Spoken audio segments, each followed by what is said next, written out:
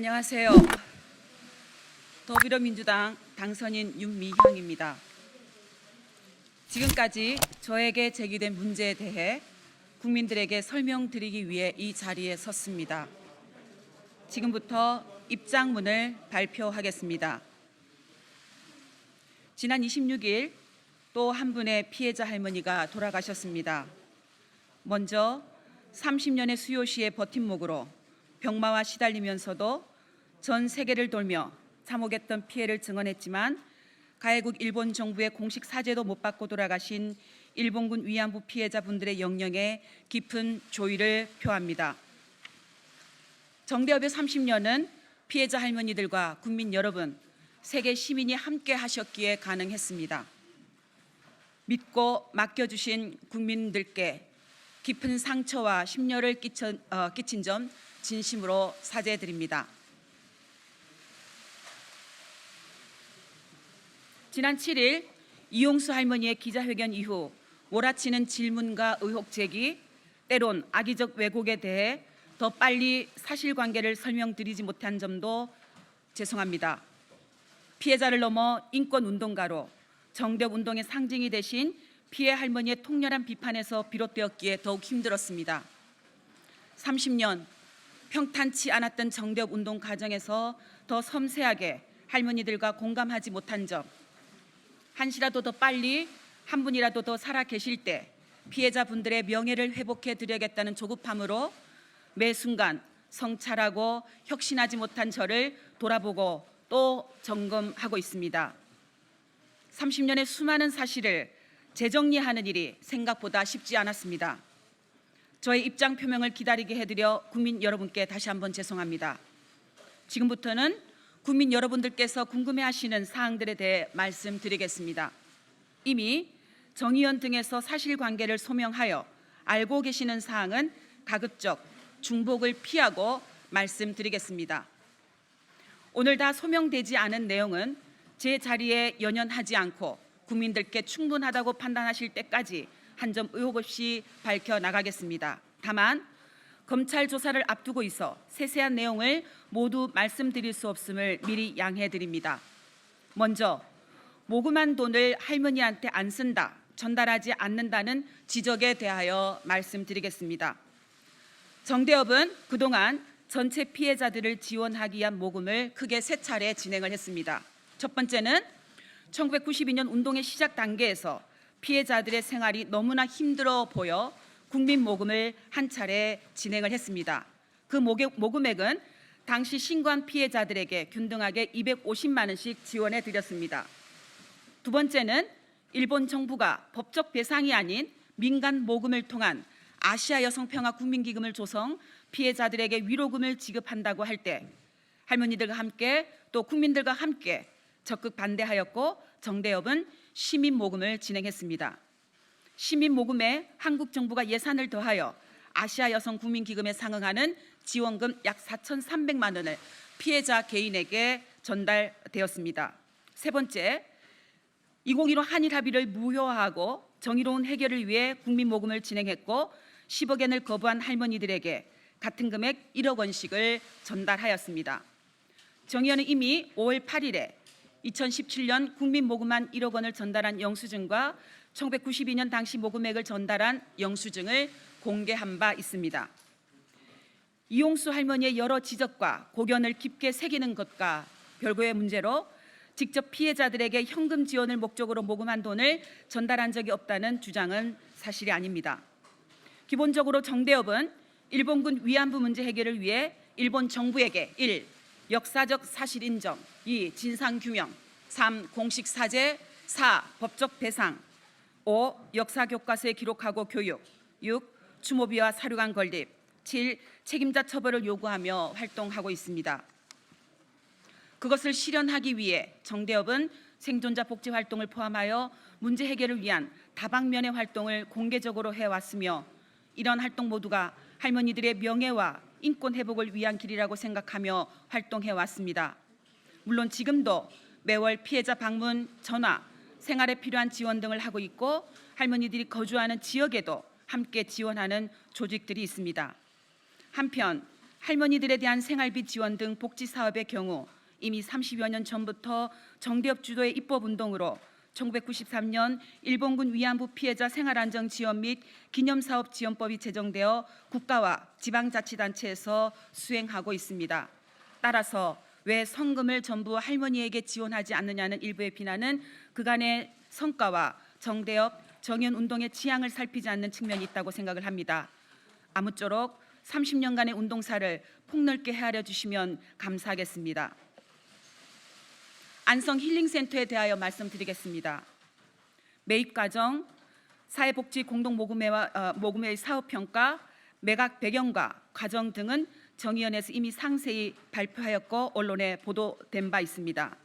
시간 절약을 위해 왜 4월 23일에 손해를 보고 매각할 수밖에 없었는지를 보완 설명드리고 싶습니다.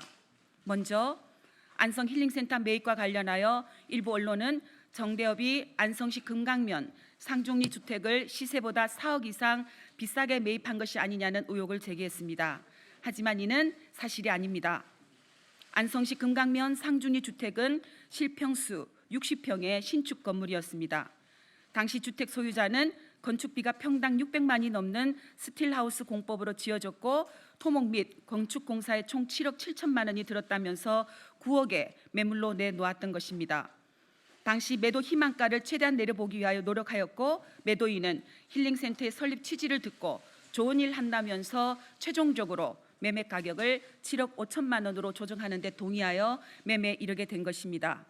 이 과정에서 이규민 당선인의 소개로 힐링센터를 높은 가격에 매입하여 차익을 횡령하였다는 의혹을 제기하나 이 또한 명백히 사실이 아닙니다.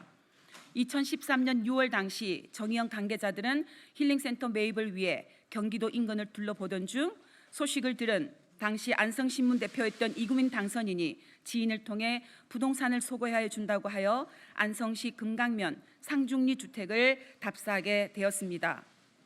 당시 해당 주택이 신축 건물인 점, 조경이나 건물 구조가 힐링센터 목적과 부합하였던 점, 교통이 편리하였던 점을 평가해 매입을 결정했습니다.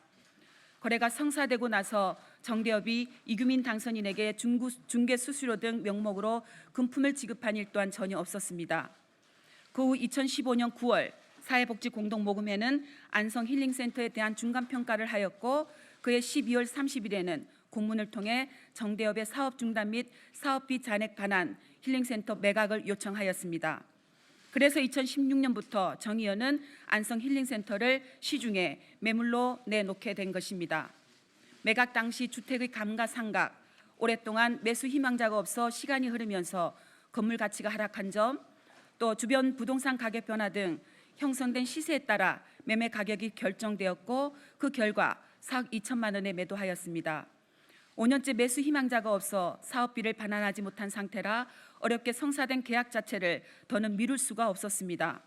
설명드린 바와 같이 안성 힐링센터는 시세와 달리 헐값에 매각된 것이 아니라 당시 형성된 시세에 따라 이루어졌습니다. 오랜 시간 매각이 지연되는 점으로 인해 결과적으로 기부금에 손해가 발생한 점에 대하여 저도 너무나 안타깝게 생각합니다. 그러나 힐링센터 매입 및 매각 과정에서 제가 어떠한 부당한 이득을 취하지 않았다라는 점은 분명하고 자신 있게 말씀드릴 수 있습니다. 일부 언론에서는 안성 힐링센터 거래 후 저희 부부와 이규민 당선인이 베트남 나비 기행에 참여했던 이유로 의혹을 제기하고 있습니다. 안성 힐링센터 거래와 나비 기행은 전혀 관련이 없으며 참가자 전원이 개인 경비를 부담하여 진행한 것입니다.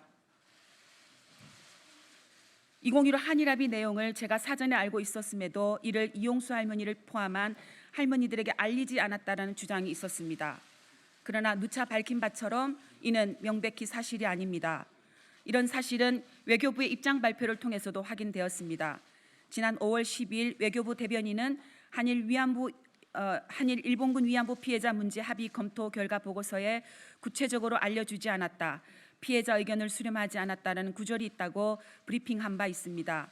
또한 당시 2015년 한일 정부 간 합의 후 제가 할머니들의 일본 정부가 주는 위로금 수령을 막았다는 주장이 있었습니다. 이 또한 정의연이 수차례 충실히 해명한 것처럼 모든 할머니들에게 수령 의사를 확인하였으며 온전히 각자의 뜻에 따라 수령 여부를 결정하도록 하였습니다.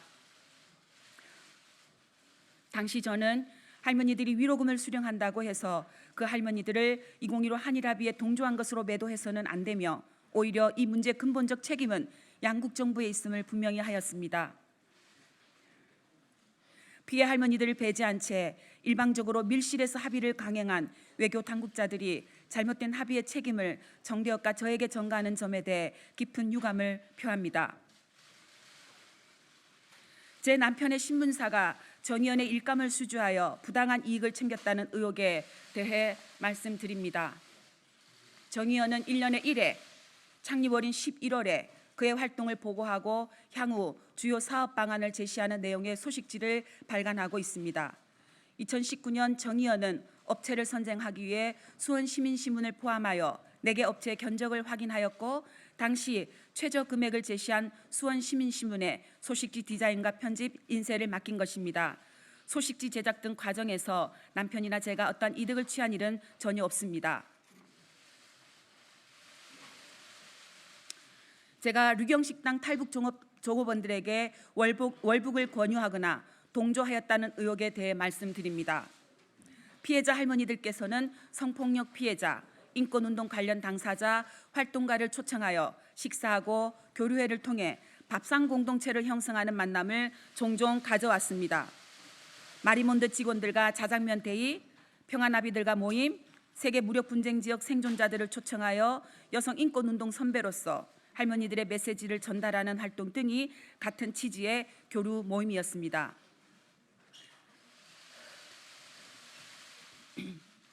2018년 11월 남편과 장경욱 변호사는 저와 정대협 측에 탈북 종업원들이 할머니들을 만나는 것 자체만으로도 큰 힘이 될 것이라는 내용으로 만남을 제안하였고 이를 기론옥 할머니께 전달했더니 흔쾌히 수락하셨습니다. 2018년 11월 17일 마포 쉼터 평화의 우리집에 류경식당 탈북 종업원들을 초대해 활동가들이 직접 지은 음식으로 저녁 식사를 함께하고 담소를 나눴습니다. 평양이 고향이라는 공통점이 있는 기론옥 할머니와 탈북 종업원들은 탈북 종업원들이 남한에서 어떻게 살고 있는지, 학교 공부가 끝난 후 밤늦도록 아르바이트를 하고 있다는 등 이야기를 나누었을 뿐입니다. 저와 정대협이 탈북 종업원들에게 금전을 지원했다, 월북을 권유했다 하는 등의 일부 언론 보도는 모두 사실이 아닌 허위임을 이 자리에서 다시 한번 분명하게 밝힙니다. 다음으로 제가 저의 개인 명의 계좌를 이용해 후원금을 모아 개인적 이익을 위해 사용했다는 의혹에 대해 말씀드리겠습니다. 정대협 활동을 하면서 제 개인 명의 계좌 4개로 모금이 이루어진 사업은 총 9건입니다. 전체 할머니를 위한 것이 아닐 경우 대표인 제 개인 계좌로 모금을 했습니다. 특별한 경우라서 이제 보니 제 개인 명의 계좌를 사용한 것이 잘못된 판단이었습니다. 다만 고 김복동 할머니 장례비 모금의 경우 법적 지위가 없는 시민장례위원회가 장례를 주관하기에 정대협 명의 계좌를 활용하는 것이 적절치 않았고 관행적으로 상주였던 개인 명의 계좌가 많이 활용되어 제 명의로 통장을 개설했습니다. 최초 모금은 2012년부터 이루어진 전시 성폭력 피해자 지원을 위한 나비 기금이었습니다. 그 외에도 기론옥 할머니, 김복동 할머니 미국 유럽 캠페인을 위한 모금, 베트남 빈딩성 정수조 지원을 위한 모금, 베트남 비노아 학살 50주년 위령제 지원을 위한 모금, 안점순, 김복동 할머니 장례비 모금 등이 있었습니다. 일시적인 후원금이나 장례비를 모금하기 위해 단체 대표자 개인 명의 계좌가 활용되는 경우가 있었고 저도 크게 문제의식이 없었던 것 같습니다. 금액에만 문제가 없으면 된다는 안이한 생각으로 행동한 점은 실로 죄송합니다. 사업에 필요한 비용을 충당하고 남은 돈을 정대협 계좌로 이체하는 방식으로 나름대로 정산을 하여 사용하여 왔지만 최근 계좌 이체 내역을 일일이 다시 보니 허술한 부분이 있었습니다. 스스로가 부끄러워집니다. 하지만 제 개인 계좌를 통하여 모금하였다고 해서 계좌에 들어온 돈을 개인적으로 쓴 것은 아닙니다. 최근 문제 제기 이후 모금 계좌로 이용된 4개의 계좌의 거래 내역을 하나하나 살펴보았습니다. 그 결과 계좌 내역상 9건의 모금을 통해 약 2억 8천만 원이 모였고 모금 목적에 맞게 사용된 돈은 약 2억 3천만 원이며 나머지 약 5천만 원은 정대협 사업에 사용한 것으로 확인되었습니다. 계좌 이체를 하면서 적요란에 이체 이유를 거의 모두 부기해 놓았고 각 거래 내역의 성격을 파악할 수 있는 상태입니다. 그에 따라 총 수입과 총 지출을 비교한 결과로 파악된 상황입니다. 2014년부터 6년이 넘는 기간 동안 수많은 거래 내역이 있기에 세부적인 내용을 이 자리에서 일일이 말씀드릴 수는 없겠지만 고발된 사실 중 하나이므로 구체적으로 조사 과정에서 자세히 소명해 가겠습니다. 현재 제가 살고 있는 수원 권성구 금곡 LG 아파트의 경매 매입을 포함하여 가족들이 현금으로 주택 5채를 구매했는데 제가 정대협의 자금을 횡령해 사용한 것 아니냐는 의혹에 대해 말씀드리겠습니다. 결론부터 말씀드리면 그런 일은 단연코 없습니다. 이번 일을 계기로 저와 남편 계좌의 과거 현금 흐름을 다시 한번 세세히 살펴보았습니다. 먼저 저희 부부의 주택 관련입니다. 세 채는 이미 매각한 제 명의의 명진 아트빌라, 한국아파트와 현재 살고 있는 LG 금곡 아파트를 말하는 것으로 이해합니다. 1993년 저와 남편은 돈을 합쳐 전세자금 1,500만 원으로 신혼살림을 시작했습니다. 1994년부터 1997년까지 친정 부모님이 사시던 교회 사택에서 무상으로 거주하면서 돈을 모았고 그 사이 1995년에 명진 아트 빌라를 4,500만 원에 취득했습니다. 1995년 저와 제 남편의 저축과 제 친정 가족들의 도움으로 한국 아파트를 7,900만 원에 샀습니다. 명진 아트 빌라는 2002년 3,950만 원에 매각했습니다. 2012년 지금의 수원 금곡 LG 아파트를 경매로 취득하게 되었습니다. 당시 남편이 암 수술을 받은 다음이라 조금 더 편한 곳으로 이사를 가고 싶어 했습니다. 칠보산이 가까운 지금 아파트 단지를 가보고 마음에 들어 했지만 시세가 너무 비쌌습니다. 남편은 세대수가 많은 단지라서 경매 물건이 있을 수 있다면서 경매를 알아보기 시작했습니다. 그래서 지금 아파트를 경매로 취득하게 된 것입니다. 취득가액은 2억 2,600만 원이었습니다. 한 차례 유찰된 후 2회차 경매에서 저희만 단독으로 입찰하였습니다. 저는 경매 과정을 모르고 남편이 진행했습니다. 지금은 제가 가지고 있던 자금은 제가 가지고 있던 예금, 남편 돈, 가족들로부터 빌린 돈으로 해결했습니다. 저의 개인 계좌와 정대협 계좌가 혼용된 시점은 2014년 이후의 일입니다. 그러나 현재 아파트 경매 취득은 2012년에 있었던 일입니다. 후원금을 유용했다는 주장은 전혀 맞지 않습니다. 기존에 갖고 있던 한국 아파트는 2013년에 매각되었는데 14년 동안 시세가 1억 1천만 원이 올라 매각 금액은 1억 8,950만 원이었습니다. 이 돈으로 빌린 돈을 변제하고 일부 남은 돈은 저축하였습니다. 남편 명의의 함양 소재 빌라에 대해 말씀드립니다. 시누이 명의의 농가주택에 사시던 시부모님은 시아버지가 돌아가신 후 2017년에 1억 1천만 원에 팔고 시어머니가 혼자 살기에 편한 함양 시내 빌라를 남편 명의로 8,500만 원에 매입했습니다. 잔액은 배우자가 보유하다 2018년 4월 19일에 저희 계좌로 입금했습니다. 저의 친정아버지 소유 아파트입니다. 저희 아버지는 약 22년간 교회 사찰 집사로 근무하면서 교회 사택에 사셨습니다. 주택 비용이 안 드는 만큼 더욱 알뜰히 저축하셨고 22년 근무한 퇴직금을 한꺼번에 받아 현재 사시는 아파트를 4,700만 원에 매입했습니다. 저와 저희 가족의 주택 매입은 어떤 경우에도 정대협 활동과 무관하다는 것을 말씀드립니다. 딸 미국 유학에 사용된 돈의 출처가 정대협이고 제가 정대협 돈을 횡령하여 딸 유학 자금을 댔다는 의혹에 대해 말씀드리겠습니다. 딸 미국 유학에 소요된 자금은 거의 대부분 남편의 형사보상금 및 손해배상금에서 충당되었습니다. 그 외 부족한 비용은 제 돈과 가족들 돈으로 충당하였습니다. 참고로 남편과 저희 가족들이 받은 형사보상금 및 손해배상금은 총 약 2억 4천만 원입니다. 저는 급여를 받으면 저축하는 오랜 습관이 있습니다.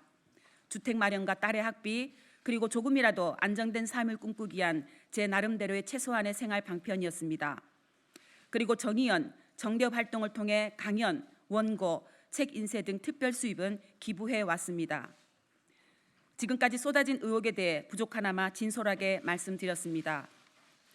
보다 더 자세한 내용을 원하시겠지만 현재 검찰 조사를 앞두고 있다는 점을 다시 한번 양해 바랍니다.